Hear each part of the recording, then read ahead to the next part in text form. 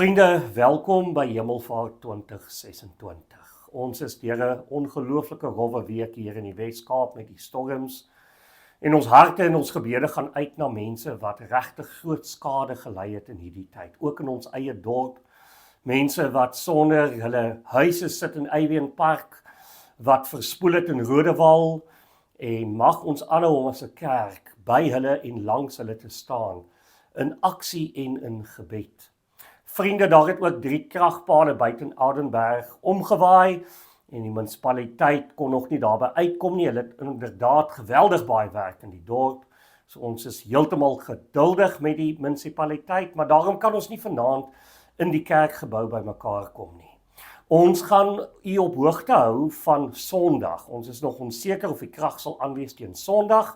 Indien nie, dan gaan ek weer ook die Sondagpreek wat gaan oor die gawes van die Gees opneem, en hopelik kan ek die maandag aand met die begin van Pinkster weer in die gebou sien, maar ons hou in elk geval vir u op hoogte. Vriende, vandag is Hemelvaart en vandag is die eerste een in 'n preekreeks wat ons in Pinkster gaan bestudeer oor 'n persoonlike verhouding met Jesus. Hoe lyk 'n persoonlike verhouding met Jesus? Ons gaan 'n bietjie kyk na die verwagting wat jy moet hê dat jy in 'n verhouding met hom kan wees. Ons gaan kyk na hoe lees jy die Bybel, hoe bid jy en hoe hoor jy God se stem. Maar vir ons om te verstaan hoe 'n persoonlike verhouding met Jesus werk, moet ons eintlik begin by Hemelvaart. En daarom is die tema vandag, is Jesus weg? En ek gaan dit net nou verduidelik en ons gaan dan saam lees uit Johannes 16 vers 7 tot 15 en 23 tot 24, maar alles sal op die skerm verskyn. Voordat ons begin met die Hemelvaart boodskap, kom ons bid net saam. Here Jesus, ons is baie bewus van mense in die Wes-Kaap op die oomblik wat swaar kry na hierdie geweldige storms. Mense wat skade gelei het, finansiëel, maar ook fisies in terme van hulle huise, wat nie meer dakke het nie, mense wat se huise verspoel het, mense wat sonder kos en klere sit. En Here, wys ons ook as 'n gemeente hoe ons in hierdie tyd kan uitreik na mense wat swaar kry, mense wat baie minder het as ons. Here, dankie vir Hemelvaart, dankie dat alhoewel ons nou nie vanaand in persoon by mekaar kan kom nie, sê in u woord, daar waar 2 of 3 in u naam vergader, daar is u teenwoordig. So dankie dat vanaand met hierdie opgeneemde preek nie minder van 'n erediens is nie, maar dat ons vanaand nog steeds in gees by mekaar kan wees. Ons bid dit in Jesus naam. Amen. Vriende, ons praat oor 'n persoonlike verhouding met Jesus. En wat Jesus vir sy disippels sê, en dan natuurlik ook vir ons met Hemelvaart, is dat 'n persoonlike verhouding met hom eintlik nie sou moontlik wees as hy nie opgevaar het na die hemel nie. So ons vraag vandag is, waar is Jesus? En ons gaan saam lees Johannes 16 vers 7 tot 15 en 23 tot 24.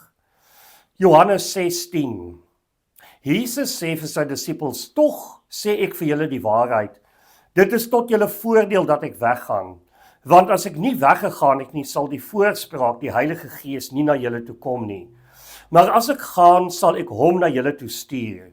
En wanneer hy kom, sal hy bewys dat die wêreld skuldig is aan sonde en dat die reg aan my kant is en dat die oordeel al gekom het. Die wêreld is skuldig aan sonde want die wêreld glo nie in my nie. Die reg is aan my kant, want ek gaan na die Vader toe en julle sal my nie meer sien nie.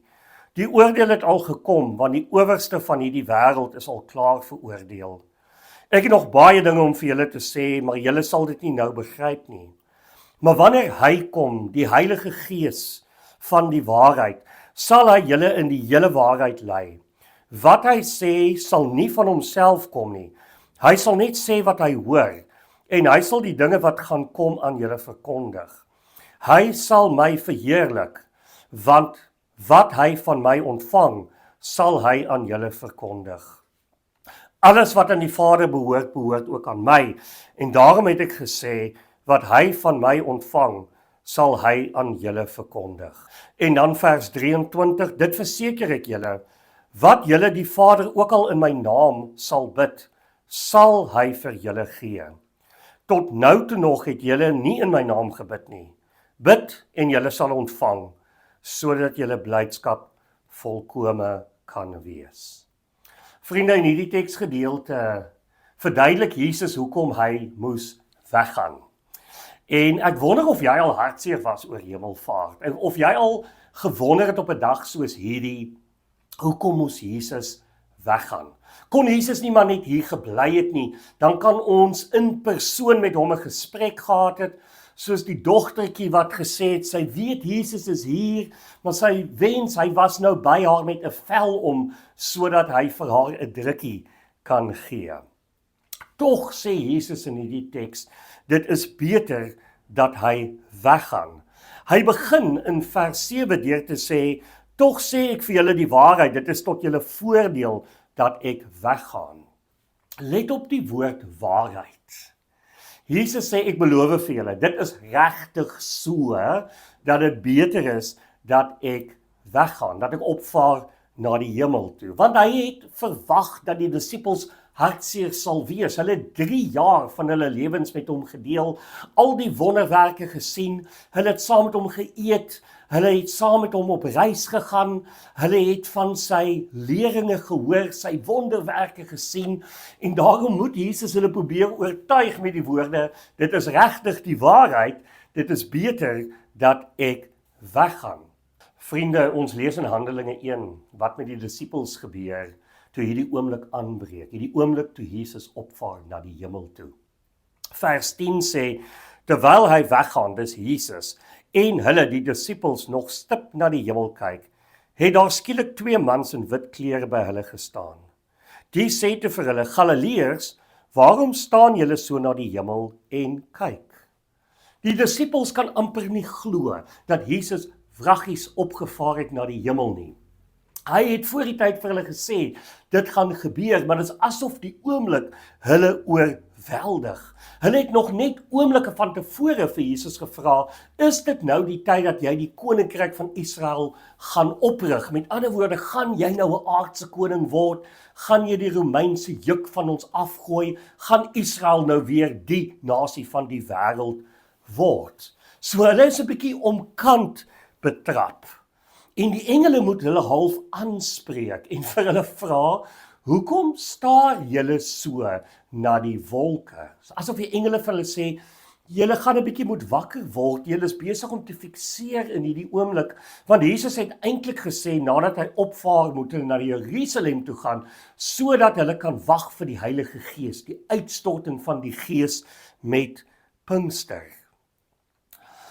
Maar Jesus sê, dit is beter dat ek weggaan. Hy sê, hy praat die waarheid, sodat ons in 'n persoonlike verhouding met hom kan wees. Hy sê weer in Johannes 16 vers 7, want as ek nie weggaan nie, sal die voorspraak, die Heilige Gees, nie na julle toe kom nie. Maar as ek gaan, sal ek hom na julle toe stuur.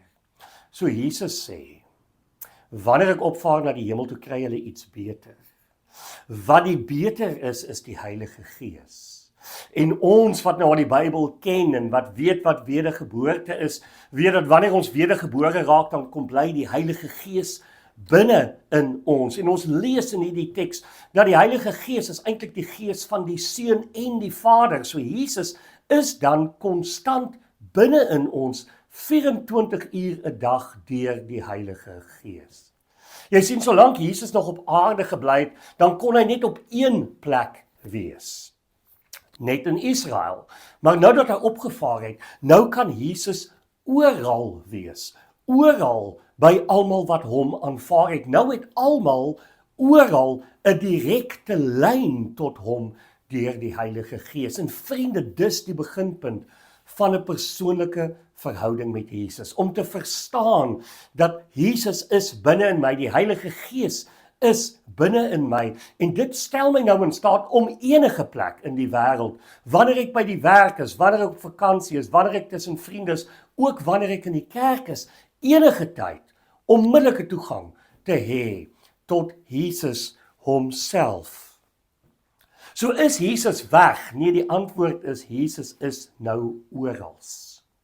Jesus is nie weg nie, natuurlik is hy in die hemel, hy sit aan die regterhand van die Vader, maar Jesus is ook hier. Hy is alom teenwoordig en dan op 'n besondere manier by die wat hom aangeneem het. Want Jesus sê in die teks dat die wêreld wat nog in sonde is, kan hom nie ontvang nie, en daarom wat die Heilige Gees doen is, hy oortuig die wêreld van sonde, en Jesus sê dis 'n goeie ding, sodat hulle sondes kan bely en tot wedergeboorte kan kom. Nou wat interessant is van hierdie woord wat Jesus gebruik, hierdie naam wat Jesus gebruik vir die Heilige Gees, is die woord voorspraak. En in die Grieks is die woord parakletos. En parakletos bestaan uit 2 gedeeltes. Die para beteken letterlik langs en die kaleo beteken roep. So wat is die parakletos wat nou binne in ons is, en Jesus sê dit is beter dat hy binne in ons is, hy praat die waarheid. Die parakletos staan langs jou en hy roep. Hy roep uit waarna? Wel, hy roep uit na God. So dit is die Heilige Gees wat dit nou vir ons moontlik maak, om 'n persoonlike verhouding met Jesus te wees. Jesus sê vir die Samaritaanse vrou in Johannes 4, dit beloof ek julle, die ware aanbidders sal my aanbid in gees en in waarheid.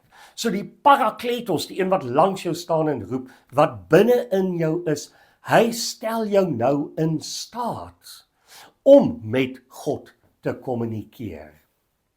Vriende, dit is amper soos wanneer jy 'n DStv het en jy het 'n DStv dekodeerder, en as jy nie die dekodeerder het nie, kan jy nie DStv se golwe wat hulle uitstuur na huishoudings toe opvang nie, en dit is die dekodeerder wat hierdie seine wat in die lug is, dekodeer sodat jy 'n prentjie kan sien op jou TV. So die Heilige Gees wat in jou is, maak dit nou vir jou moontlik om in 'n persoonlike verhouding te wees met Jesus en met die Vader. En vriende, alle Christene, almal wat in Christus is. Julle onthou, ons het laas Sondag gepraat oor hierdie in Christus boodskap. Hy in ons en ons in hom.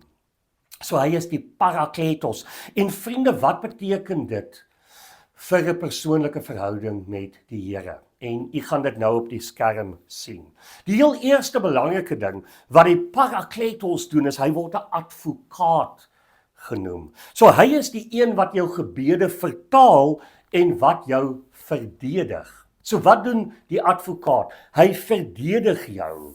Met ander woorde, hy herinner die Vader en Jesus daaraan dat Jesus reeds vir jou sondes gesterf het, dat jy reeds vergewe is. Die Heilige Gees wil jou oortuig dat jy 'n kind is van God. Hy wil jou oortuig dat jy vrye toegang het tot die troonkamer van God, soos wat Hebreërs sê. Hy maak jou regverdig. Hy pas dit toe in jou lewe wat Christus aan die kruis bereik het. Sy heiligheid, Jesus se heiligheid, word jou heiligheid. Sy regverdigheid raak jou regverdigheid. So hy is die advokaat wat jy 24 ure 'n dag tot jou beskikking het.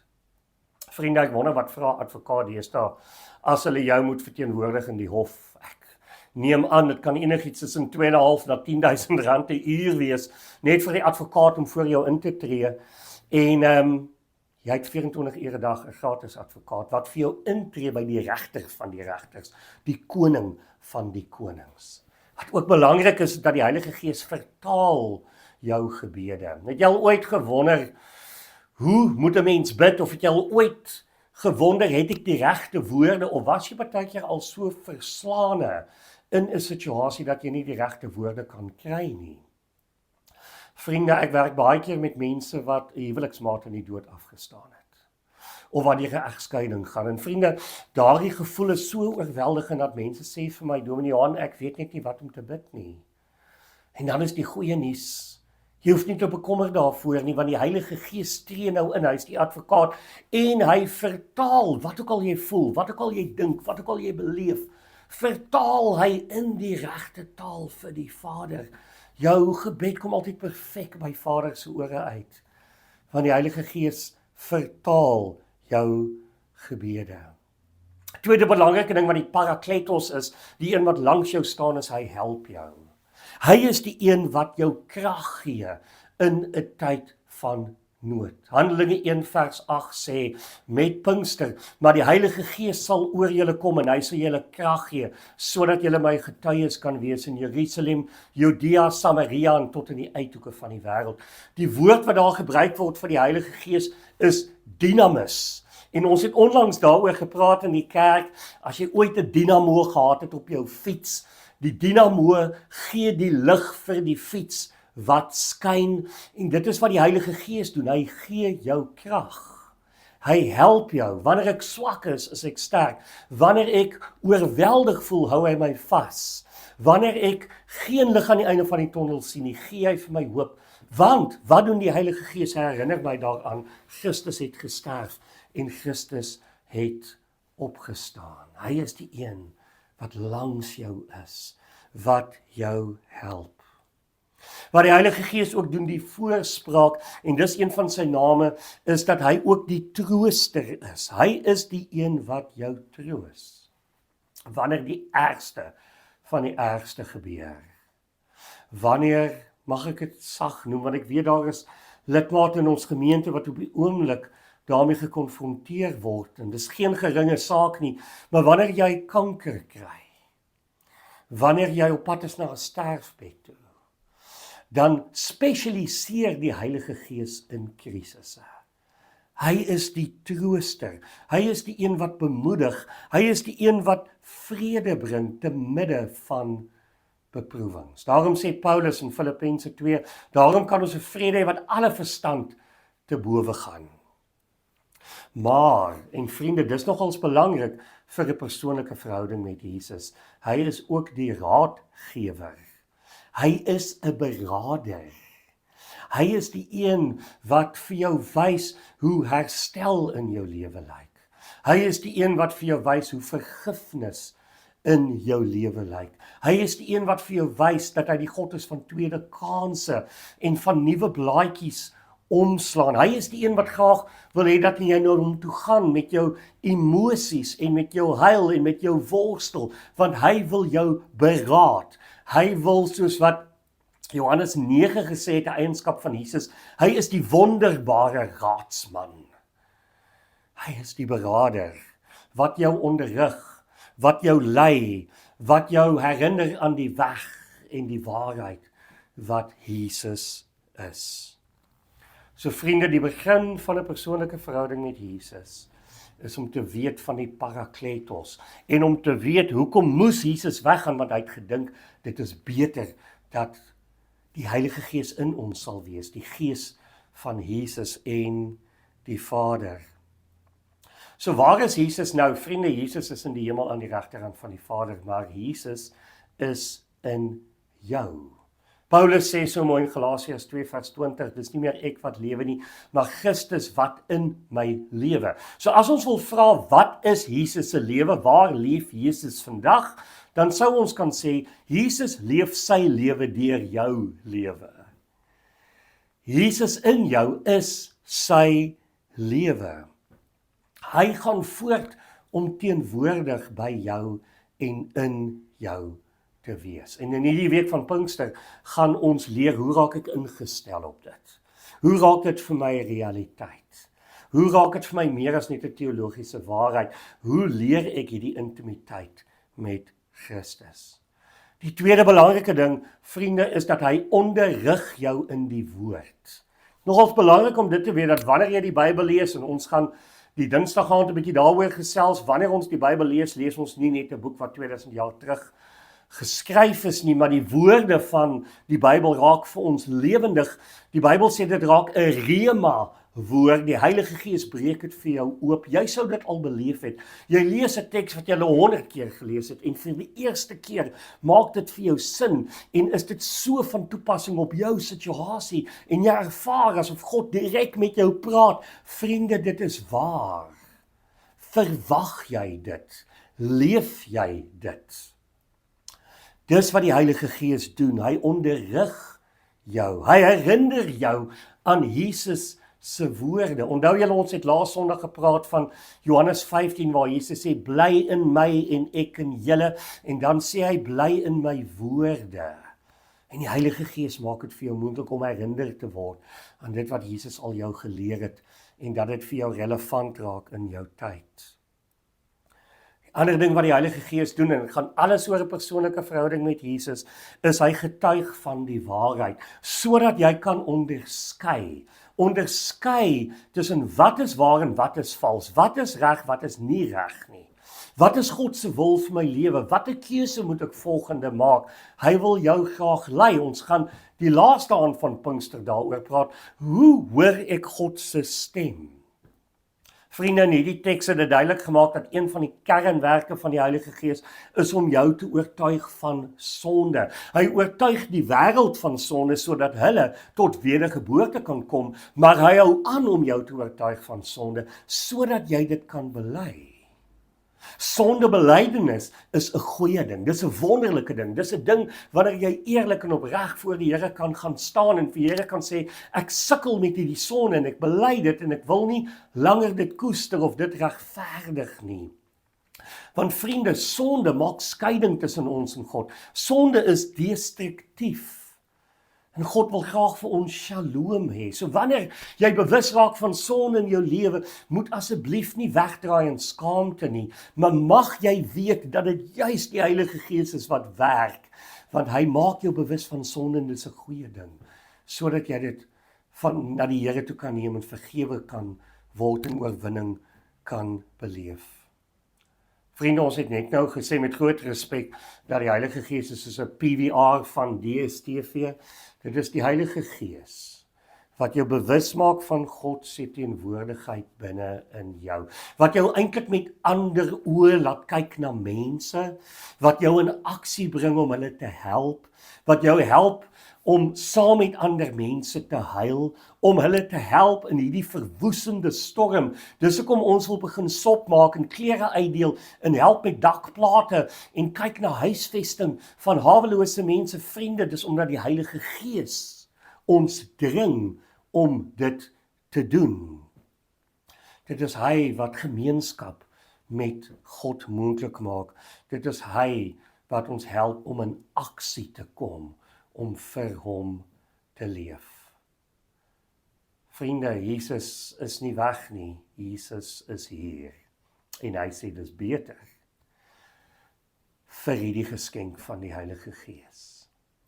Vriende, ons gaan Maandag, Dinsdag, Woensdag aand of in die gebou met die lewendige uitsending of dalk weer, afhangende van wat met die gebou gebeur, hierdie boodskappe opneem, maar ek nooi vir u in na hierdie reis van 'n persoonlike verhouding met Jesus. Dit gaan eintlik baie basies wees, baie prakties wees, baie van die dinge gaan u dalk net weer hoor en bevestig raak, maar mag dit u in aksie plaas. In die oggendediens Sondagoggend, vriende, vir die volgende 2 na 3 weke is ons nog besig met die tema van saam.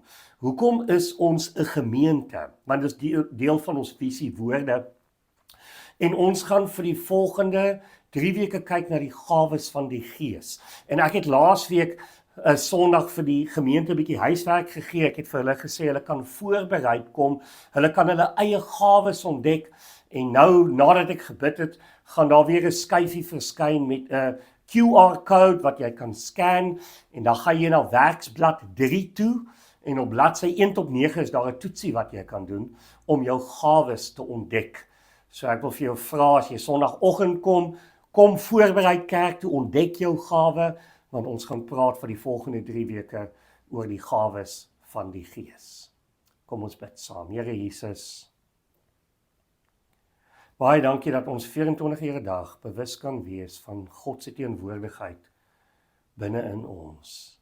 Maar Here, hier is ons hart, ons wil groei.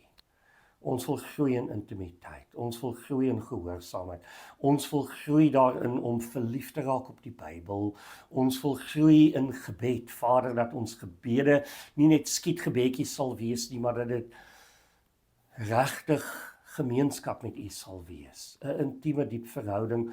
Vader, ons wil groei daarin om U stem te hoor, om te kan onderskei en om gehoorsaam te wees.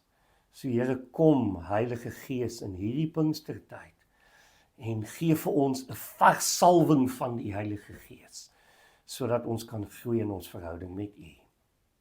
Amen. En nou, mag die vrede van God ons Vader, die liefde van die Here Jesus Christus en die teenwoordigheid van die Heilige Gees met elkeen van julle wees. Amen.